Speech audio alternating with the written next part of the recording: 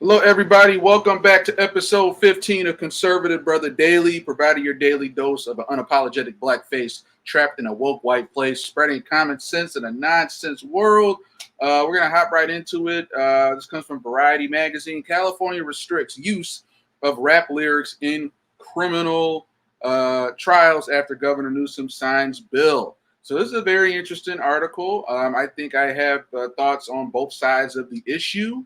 And overall, I would say to sum it up, even though I'm going to break it down more specifically, I overall trust the bill. I just don't trust Gavin Newsom. And I think there's a certain level of accountability in sort of sweeping under the rug that the black community, the hip hop community, and its effect on the black community isn't addressing, or is kind of just sort of, slipping the accountability to the side, which is a little bit concerning about this. All right, so here we go. All right, it was a big win for the creative expression. Governor Newsom, Gavin Newsom, Gruesome Newsom, as I like to call him, signed the Decriminalizing Artistic Expression Act, which restricts the use of rap lyrics as evidence in court in California. In August, the California Senate and Assembly unanimously approved the bill, AB 2799, speaking to the importance of the legislation at a virtual bill signing ceremony where rap artists Killer Mike, Meek Mill, Too Short, Ty Dolla $ign, YG, E40, Tyga, as well as the CEO of Recording Academy, Harvey Mason Jr., leaders from the Black Music Action Coalition, and Songwriters of North America also joined the signing ceremony. In a press release, the Black Music Action Coalition called the bill a crucial step in the right direction of not injecting racial bias into court proceedings, especially given the recent indictment of Young Thug and Gunna, whose lyrics were directly quoted and used against them in an ongoing RICO trial. So I'm going to stop it right there. This whole called the bill a crucial step toward not injecting racial bias. Well, where would that racial bias come from? Who would have thought? You ain't got these white rappers like Jack Harlow or Post Malone talking about shooting up and killing niggas, So already there's this weird sort of positioning where this is injecting racial bias. How could they ever even think to use that against our client? Well, guess what? This the music, it's the culture, and I'm gonna talk more on it. But I think if you honestly did some illegal activity and you randomly talk about it in your rap lyrics, part of me thinks if you're really guilty of it, it should have a stay in that. Now, if you didn't do it, if you didn't kill or murder somebody, and these just happen to be your lyrics, and then they're coming after you about it, hey, you got nothing to worry about. But if you obviously did the crime, you should watch what you say in the lyrics. So I'm kind of half with this bill. I see the positive aspects. If there's rappers in the community that really didn't do a certain crime or just committed a murder 6 months or 5 years ago, and they've maybe shown some change from it, or they're reformed, or it's past the statutes of limitations. It's a very tricky subject. All right, so here we go, a little Gruesome Newsom again. For too long, prosecutors in California have used rap lyrics as a convenient way to inject racial bias and confusion into the criminal justice process, says Dina LaPolte, entertainment attorney and co-founder of Songwriters of North America. This legislation sets up important guardrails that will help courts hold prosecutors accountable and prevent them from criminalizing Black and brown artistic expression. Thank you, Governor Newsom, for setting the standard. We hope the Congress will pass similar legislation, as this is a nationwide problem.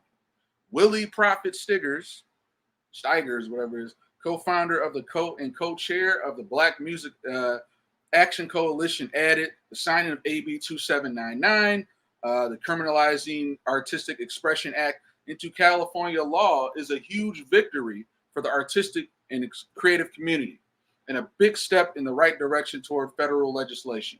The RAP Act, Restoring Artistic Protection Act, prevented the use of lyrics as a sole basis to prosecute cases. So that I do agree with. I think to a certain aspect, there has to be some moderation, some regulation with this. That solely based off that. No, but I'm sure if you go through this act, it's a little bit more than just that. The Black Music Action Coalition applauds Governor Newsom for his willingness to stand with artists, the artists, honestly, none about the Black community, and defend our First Amendment right to freedom of speech. So this is what triggered me earlier. When I read this article earlier. Defend our First Amendment right to freedom of speech. So all of a sudden, these left-leaning woke Hollywood, who are all about censorship, shut up, take the shot, stay at home, don't anything that you disagree with is danger. We got to remove them. All of a sudden, you care about 1A. You're about First Amendment rights, freedom of speech. But just 5 minutes ago, you were canceling anybody in your way that says something you disagree with. All of a sudden, y'all about freedom of speech. All of a sudden, further, when it comes to protecting and harboring your Black hip hop icons that continue to peddle poisonous music into the Black community and things that's rubbing off on these Black kids and these youth. But you're protecting their freedom of speech because you profiteer off them. Y'all can't make that money without them. Further advocated for legislation in the form of a federal bill, the Restoring Artistic Protection or RAP Act, introduced in the House this summer. Rep. Hank Johnson of Georgia, Rep. Jamal Bowman of New York took to the stage at the RIAA offices in Washington, D.C. on September 29th, head of the panel discussion on rap and rules of evidence. Moderated by Variety executive editor Shirley Halperin, the panel featured Stiggers and LaPolte along with Kevin Liles, CEO of Elektra Entertainment. Professor Jack Lerner of UC or University of Irvine School of Law, and attorney Shay Lawson, Esquire, SONA board member. Outside of counsel to BMAC and advocacy chair of Atlanta branch. The wide-ranging discussion addressed the dangers of the constitutional right of free speech and to a fair trial. Wait, let's repeat that again. The wide-ranging discussion addressed the dangers to the constitutional rights of free speech and to a fair trial. Liles, who testified on behalf of jailed artists Young Thug and Gunna during their bond hearings, connected what's happening today to decades of systematic racism that disadvantages Black men. Yeah, because Young Thug and Gunna, who made millions of dollars profiteering off of the corporate system, music system, all of a sudden they are just new examples of the disadvantages of Black men and the systematic racism. I'm sorry, but I got very little. I enjoy Young Thug's music, Killer Mike, especially probably the one of the earliest rappers I will follow. But that wasn't like when you get to the point where there's youth that look to them as it being their lifestyle, and now they're not pursuing their goals and they're doing the life. And once again, they have no choice depending on your environment. But don't compare Young Thug and whoever else, these rappers, as being oppressed or on the same level where they're just victims of the systematic race. Don't compare that to the everyday Black youth or Black and brown, whoever it is in the hood, who's dealing with the real systematic racism. I'm sorry, but y'all part of that new Blacks crowd, as Kanye so-called, a new slave. So y'all are at the upper echelon and you guys aren't oppressed, all right, to the point, to where you are benefactoring millions of dollars. All right, speaking of Variety, in May, LaPoste said the use of Young Thug's lyrics as evidence against him in court is unprecedented racism. Okay, all right. Now, I gotta call bullshit on that. They probably got some other bullshit article they want to use to justify that. I totally agree. I disagree with that one. The fact that they're just using his lyrics in court is unprecedented racism. I say it's evidence in plain sight. Now, once again, if Young Thug, he ain't never killed nobody, if there's no case against him, because I get it. It can't just be, people aren't just accusing rappers of every single murder in their town. Obviously, they're coming after them for some reason. But yeah, if Young Thug didn't do the crime in question, and he's just saying that in his lyrics as freedom of expression, then that's totally cool. Now, if it was 10, 20, 30 years ago, I still say they could still go after him for that.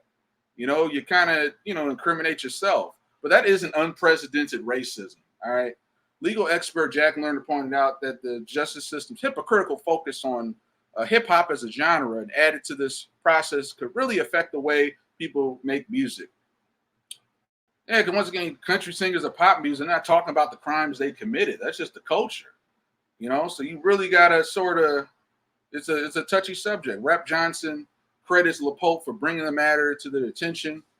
And before I miss this point, I just want to reiterate that this should be a hard look. Rappers should look at this and take a hard look at themselves and go, you know what? Whether I did the crime or not, this music is once again very detrimental to my community. Yes, it appeals to a certain base, probably a mostly white base that has it good already. But they should be looking at this and going, you know what? This music I'm making, what is its effect on the black community? Because now I'm getting a free pass with this rap bill, to keep, saying what I want to say without it being criminally used against me. But it should at least make you think, on the damage over the long term that your music has had on the community. Once again, I turned out okay. A lot of people turn out okay, but it should at least awaken some of these rappers to go, okay, well, all the profiteering that I did over the years and all that, maybe I should stop talking about it, because if I did the crime, it probably won't be smart anyway. But now the bill passed, so I have a free pass. But I should at least maybe do some reflection on my content, because now on top of that, not only can I get incriminated against, but it also has a negative effect on the black community. All right, so Rep. Johnson credits LaPolt for bringing the matter to his attention. Saw the possibilities of it. I was unaware of the scope of the problem that then existed. Tells Variety, referring to his first conversation with the attorney about client 21 Savage. The Atlanta rapper who was born in the UK was taken into custody by the U.S. Immigration and Customs Enforcement in 2019, days after performing a song on The Tonight Show that was critical of U.S. immigration policies. All right, now that could be somewhat political. Now if he was talking about incriminating stuff that he did, that's one thing. But yeah, if they're kind of coming after him just because he's calling out the establishment, yeah, I'm gonna call that out. The immigration, enforcement is wrong on that. And obviously that was a political move. We started talking about the need for some federal legislation. Johnson continues, and fast forward a few years later, we get to actually draft a rap act and introducing it at a time when the Fulton County prosecutor was bringing charges against Young Thug and Gunna based in part to the lyrics. I was proud of myself as a politician and elected official with having since time into these things, but just so happened that the time was now and was ready to explode. Read other reactions below. Harvey Mason Jr., CEO of the Recording Academy. Today we celebrate an important victory for music creators in the state of California. Silencing any genre or form of our artistic expression is a violation against all music people. I want to say silencing. There was nothing about the act that I think was making people silent. It wasn't like in the past you had to censor, that goes back to, censoring your content. People weren't censoring lyrics. They'll censor any lyrics to do with pushing back against the COVID narrative, but there was never any silencing of brutal rap lyrics. You could say what you want. It's just that you did have the risk of that being used against you. So I don't get this whole silencing. No one's ever silencing. You were just like, speak your truth at your own risk if you're incriminating yourself. So they're kind of twisting some language there, some double speak going on. Great book called Double Speak by William D. Lutz. It's an old book, but you can even go check out a 1989 C-SPAN interview on it. Great detail on that.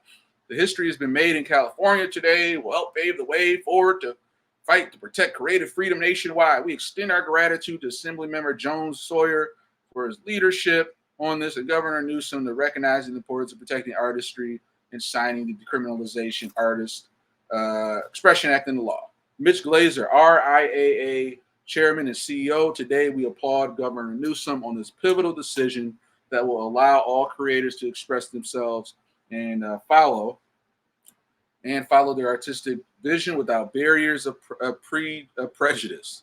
As long, so just once again, whatever you speak about, there's always going to be prejudice there, y'all. It just wasn't an issue till, courts started using that shit against you. The RIAA has been a vocal advocate for AB 2799 because all too often rap and hip hop artists have suffered for the same kind of hyperbole and imagery other genres routinely use without consequence. the signing of the California Rap Lyrics Bill into law. Voices that have been stifled are now fully open to expression. All right. So once again, this is very interesting how they kind of use this. I'd say they were at the most self-censored because you realize, okay, if I did commit this murder 5-10 years ago, and now I'm kind of bragging about it in my lyric, yeah, I guess a rapper with common sense would self-censor that fact and not brag about that. So I guess it does allow a little more fully open expression, which I get. And, if the law can no longer come after you for that, then I think that's a good thing. But the bigger question at hand, I feel like, is you should really rappers be asking themselves, you're bragging and glorifying murder, crime, drugs, defaming women, which I guess part of the game. But maybe this should at least give you like perspective on like, okay, well, I'm in the clear now. I can now talk about all that stuff without worrying about myself. But it's all about self, about protecting the rappers, and what about the black community and kind of the overall sort of damage you're doing there promoting those lyrics. Now, once again, Killer Mike, one of my favorite rappers. I'll turn up to him. I'll turn up and hey, he got great music. But I know the difference between just playing it on a Friday, Saturday night, getting hype in the zone versus people, there's younger people that listen to it. That just becomes their lifestyle. They would do all the things they do and wonder why shit goes wrong. All right, so that's all I got to say on that. Like I said, very complex issue. Moving forward, Bros, the new comedy Bros, disappointed at the box office. All right, so this comes from, I think, another Variety article. Billy Eichner, comedian, best known for, I remember him from, he had guest starred on the last seasons of Parks and Recreation. He was funny on that. I think he was also part of American Horror Story. Good show, creepy, weird show, but he was pretty good on that as well. He's been kind of stretching off, doing his own thing, and this is his new kind of, it's like the first sort of openly gay cast, openly rom-com Bros. And I think, once again, I'll just say right off the top, it doesn't help with the whole, I think part of this sort of disappointment of box office was timing. A lot of these straight people who's claiming didn't show up, a lot of these straight people probably have kids, and a lot of the stuff going on with the LGBTQ community, including these kid drag shows, that even gay people and lesbians are coming out. There's a group called Gays Against Groomers, and they spoke on this, on how literally the trans movement, as well as the drag queens, are literally hijacking their movement. So people warned about this, on how basically, and once again, I haven't read the article yet, we're gonna go through it together, but what I'm predicting, that it's not just, oh, straight people just didn't show up. They didn't show up for a reason. So I hope he kind of gets into the reason. I'm sure there's a fan base of even straight people that are pro-LGBTQ and the whole movement and gay rights and all that stuff, which is totally fine. But unfortunately, I think, once again, there's certain individuals, the trans, the pedophiles, that hijacked the legitimate LGBTQ movement, and a lot of these gay kids drag shows, and these are kids. I don't care if it's a straight female stripper with a 10-year-old boy, that's wrong. Any sexualization of dancing and acts with children, whether it's a straight woman on the pole or a drag queen. So I think, unfortunately, we're going to read this article and break it down, but the timing is unfortunate with a lot of the exposing and calling out of this weird sector of the LGBTQ, not the general ones that, hey, we're all about gay rights. And, there's a sector that's hijacking the movement, and they want to groom children and get them to dance on poles and be on stage with drag queens. And that, unfortunately, there's a group that, once again, hijacked that over. And I believe there's straight people that are kind of like, okay, there's too much of that going on. Now we got this. And unfortunately, I think that's what sort of hurt part of this. Well, let's see what they said about it. All right, so Billy Eichner has shared his thoughts regarding the meager box office opening for his LGBTQ romantic comedy Bros, writing that straight people, especially in certain parts of the country, just didn't show up. All right. In a thread post on his official Twitter, Eichner, who wrote, produced, and starred in Bros, and started, he's very proud of the movie, especially describing his experience covertly watching a sold-out screening in Los Angeles during the weekend. Last night, I stuck in and sat in the back of a sold-out theater playing Bros in L.A., of course, L.A. The audience howled with laughter, start to finish, burst into the audience at the end. Some were wiping away tears as they walked out. It was truly magical, really. I am very proud of this movie. That's so cool. The Star also divulged that a theater chain had mounted plans to pull the trailer for Bros from its programming due to gay content. But Universal eventually convinced the company to maintain its placement on the pre-show rotation. America, fuck yeah, wrote. All right, well, that's sort of weird. Yeah, I think, once again, that's censorship, and it's not being screened in front of a group of kids. So, once again, we're not the Middle East. I think he has every right that they should definitely not pull the content. Eichner says, fuck yeah, but 1 minute, everybody hates America. It's this racist system. And then they can choose to say when America, oh, America, fuck yeah, on that. But then all this other stuff, oh, fuck, America's racist. But then on top of America being racist in a horrible place, you guys let all the people in across the border. America was so horrible. This demonized place that's oppressing you every day. Why are you so quick? Why do you think all these other migrants from all these other countries risk their lives and families to come here? But people can't connect those dots. All right. That's just the world we live in, unfortunately, Eichner. Even with glowing reviews, great Rotten Tomato reviews, A cinema score, straight people, especially in certain parts of the country, just didn't show up for Bros. And that's disappointing, but what it is. Eichner concluded his thoughts by encouraging everyone who isn't a homophobic weirdo to see Bros, writing that it remains especially uniquely powerful to see this type of story on the big screen.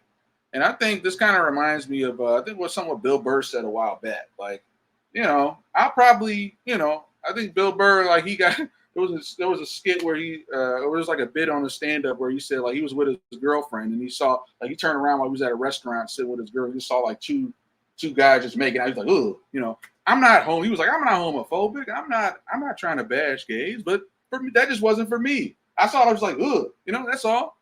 Just how I'm sure a gay guy would see a man and a woman making out and go like, ugh, So, or like two lesbians making out, So I think that, I get Billy Eichner. He has to be very snappy, zesty, but this is just to call everybody who didn't see Bros. You're calling out like 90% of the country as a homophobic weirdo,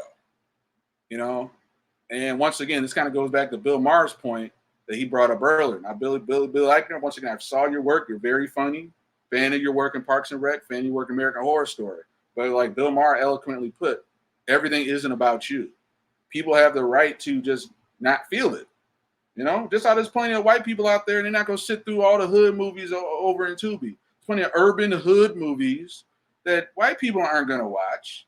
Now, are we upset and like, oh my God, you're a little racist phobic person if you're not going to go see my movie on Tubi? Chicago Hood Tales Part 3. None of these white people watched my movie or showed up. How dare they? Well, everyone who isn't a racist weirdo, go see my movie. So it's kind of that sort of smugness, microaggression almost, where you're once again calling out a lot more people didn't see your movie that did, bro. From the looks of it, maybe 80% of the country didn't see it. So for you to just throw that label like being snappy, yeah, you got people in your Twitter file like, yeah, you go tell them, yeah, all right, you're a little pandering to them. But a lot of people gonna remember that shit. So Bros is the first gay rom-com to be given a wide theatrical release by a major studio, as well as being the first of the all openly LGBTQ cast. I got no qualms with that. Even though I identify as Christian, I still believe everyone has the right to believe their own beliefs. I kind of lean conservative yet libertarian. And yeah, to me, I'll probably end up watching it. But guess what? I'm just not into the scene. I heard there were some gay scenes in there. I just don't want to see it as a straight man. I just don't want to see it. That should be okay. This is whole tolerance where no, you have to sit through 12 years of slave, sit through every little thing and just take it. hey, if somebody doesn't want to sit through all the slaves whipping scenes of 12 years of slave or roots, that doesn't offend me. That just isn't for you. Like, no, you got to sit there and do it and take. No. So I'm gonna probably end up watching Bros, but I'm gonna probably watch it when it comes to a streamer. I'm gonna just fast forward through the section. Like, I don't need to see that. Like, I'll still watch the story. I'm sure there's a great story there. But guess what? I'm in theater. I can't fast forward the shit. I gotta go or walk out the theater. It ain't gonna look good. But I'll probably watch Bros when it comes out. But I will fast forward through the sex scene. I'm sorry, I just don't need to see it. And me being tolerant, you have to just sit there and take it and be uncomfortable. Like, no, motherfucker. Like, that ain't how it works. Whether you're black, white, whatever the issue is. So the film fizzled at the box office this weekend, opening in fourth place. How am I doing on time? Opening in fourth place with a slim 4.8 million gross from 3,350 locations. Through Bros carries a modest $22 million budget. Ooh, that is bad. Ooh, opening in fourth place with a slim $4.8 million, though Bro carries a modest $22 million. I did not know it was that much. It will likely struggle to achieve profitability. I don't know. That's tough. It ain't gonna break even. That's gonna at least maybe make 10 million because it tampers after the opening weekend. So it might go on to make 10, 12 million. Will likely struggle, not that I'm an expert, will likely struggle to achieve profitability considering its disappointing debut. Even so, Bro has earned glowing approval from critics and audience polling remains strong. Universal will hope that word of mouth provides some staying power for the film in the coming weeks. See if we got any comments over here. If he's going to lie, at least make it believable. No theaters were sold out. Ooh. Jeff isn't happy. Jeff, wow. I think the rom-coms, you really need star power to pull a wide audience, bro. Seems like a fun movie to watch, but on streaming. Its dismal numbers reflect the fact that the LGBT community is a small minority of the overall population, and straight people have no interest in gay relationships, just as trans and gay people have no interest in straight relationships. Not everyone except subhuman. Okay, that's just, wow. Hey, it's a little dose of reality. Of course, Billy ain't gonna read these comments, but people are just speaking the facts. There you go. I kind of called it. 95% of the population is straight, despite what we are told. What did they think was going to happen?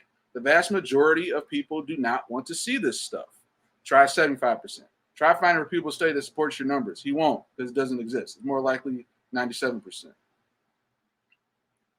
Yup. The trailer bashes straight people. Why would they? Ooh.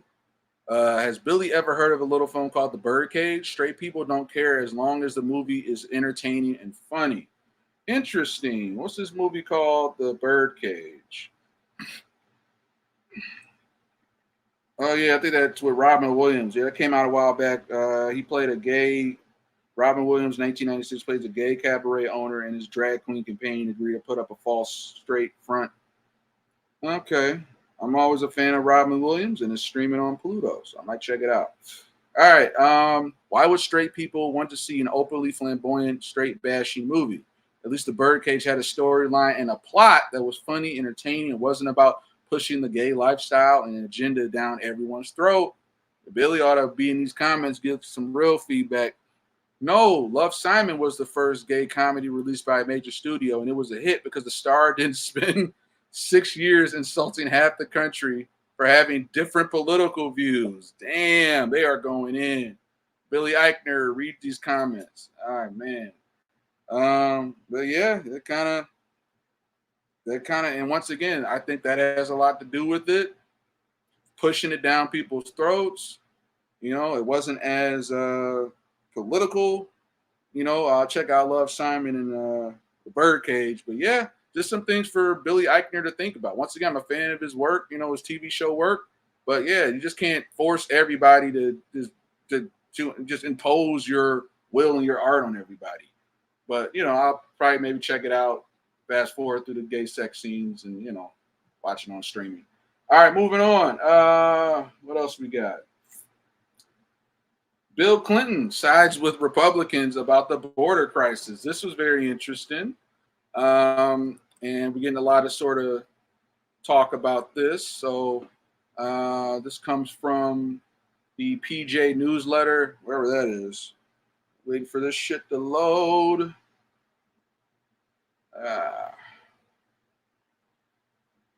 Okay. Hold on a moment, guys. Once again, you're watching Conservative Brother Daily. I am your host, Conservative Brother. Unapologetic blackface trapped in a woke white place, continue to spread common sense in a nonsense world. So from the Patriot Journal, we have Bill Clinton pulls the rug out from Democrats. He sides with the GOP. He claims there's a limit to immigration. Very interesting here. All right, so those of you guys know old Bill has been kind of, laid back in the last few years, but then he'll come out and just be outspoken on something random. Let's see here. Hold on, y'all. Watch Birdcage. I'm gonna check out Love Simon. All right, so we have Bill Clinton pulls the rug out on Democrats. All right, how does this happen? All these damn ads. All right, Democrats, what's happening? Democrats have turned a blind eye to one of Biden's biggest failures. Republicans have tried to raise an alarm, but the media continues to hide it. But now, an unlikely voice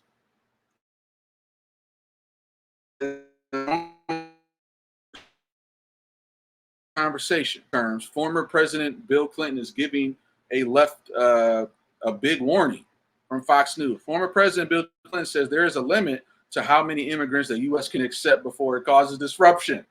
Okay, Bill, I haven't agreed with you in a very long time, but finally, just some common sense, that we're able to finally, Jesus, these ads. God, leave me alone. Oh, Lord, these ads, y'all, are relentless. All right. There's a limit to how many migrants any society can take without severe disruption and assistance. And our system is based much more on an assumption that things would be more normal. The former president said, it's an old story, but now you've got the largest number. Hold on, making sure I'm staying on time, y'all. Can't be doing these for 2 hours. It's an old story, but now you've got the largest number of refugees since World War II because of Syria, and now Ukraine and other problems, he said. Former President Clinton is warning Democrats that there is a limit to how many migrants can come into this country. It seems Biden and the left are trying to import as many illegal aliens as possible. Nobody within the party is even bothering to ask how much this will hurt the country. Republicans, because this is one, no, they should all come here. No, you're racist. And then they're just thinking all on emotions. Republicans who have sounded the alarm have been called racist for trying to protect America. Clinton seems to be the only Democrat who has somewhat reasonable handle on the situation.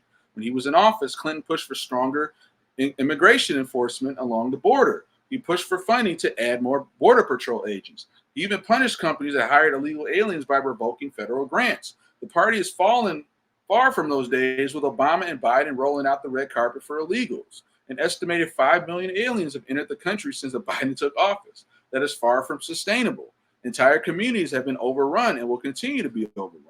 Even with Clinton's warnings, it is unlikely Democrats will listen.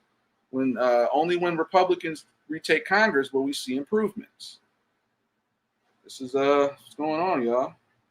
This is what's going on. Key takeaways. Bill Clinton warned Democrats about the rising border crisis. The former president said it is a limit to how many aliens the U.S. would take. When president, he worked to moderate immigration enforcement. The dude wearing mascara. All right, this website's weird. Ads everywhere. But yeah, this just goes to show, guys, you got to fuck around and find out. Once again, it goes back to that quote that says something about when you are a raging liberal in your 20s, if you're not a raging liberal in your 20s, then you have no heart. And if you're still a raging liberal, like I think in your 40s or 50s, you have no brain. All right. So I'm all for the U.S. was built upon different races of people.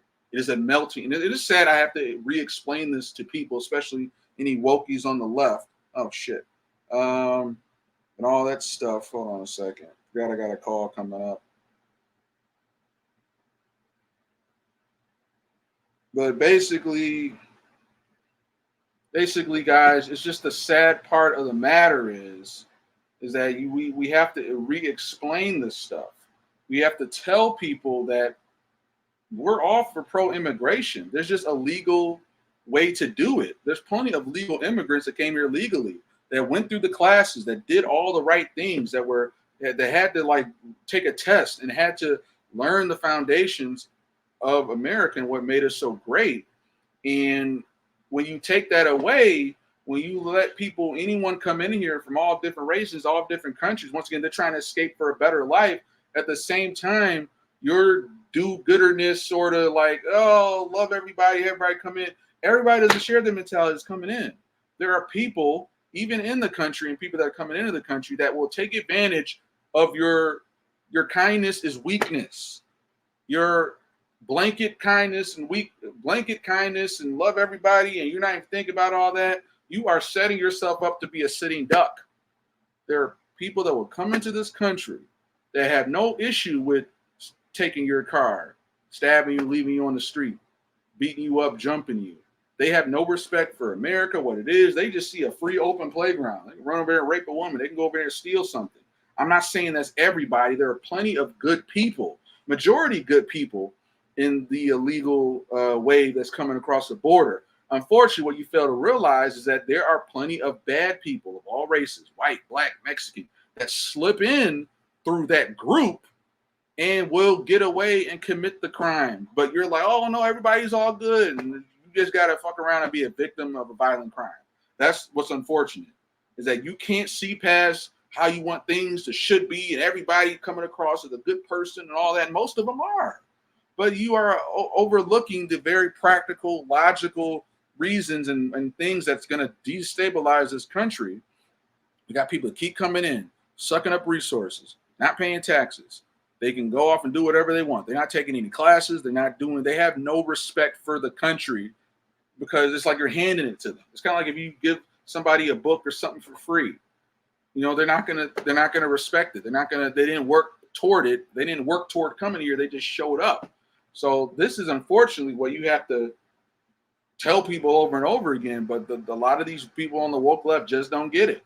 They're not going to get it until they're face dab, and once again it lands in their backyard. Unless they're in Martha's Vineyard, you can get them out there in 24 hours. But you're going to be in a border town or maybe a sanctuary city, and once it's at your doorstep, then you might see what's going on. Once somebody's punching you in the face or stealing your car, then you'll see what's going on. And it may not even be that. Maybe they might just be huddled outside your apartment building. If you're like one of the big major cities, and you're so pro this and cheered on everybody with these policies. But once it's on your front step, then you may finally see it when it's happening to you. So if anything, Bill Clinton, I don't agree with him on a lot of things. Once again, he signed the Telecommunications Act. He's done a lot of things that started to lead us down this great reset path. But he at least has a little common sense, or maybe he's covering his ass, say, hey, you know what? Probably shouldn't just be letting everybody in. It isn't racist. I feel like even if there's illegals that are willing to come in and then say, okay, I did come here the wrong way. I want to go back, take the classes, do what I need to do, and do all the documentation. I want to have a problem with that. If I want to own up and say, hey, I got here illegally. I'm willing to go back and do things the proper way. But most of them are like, no, I'm here now, so I'm just going to do what I want. Fuck you. You know. So that's why I'm going to end it at, y'all. Once again, Conservative Brother Daily, spreading common sense in a nonsense world, and unapologetic black face trapped in a woke white place. And I will see you guys next time.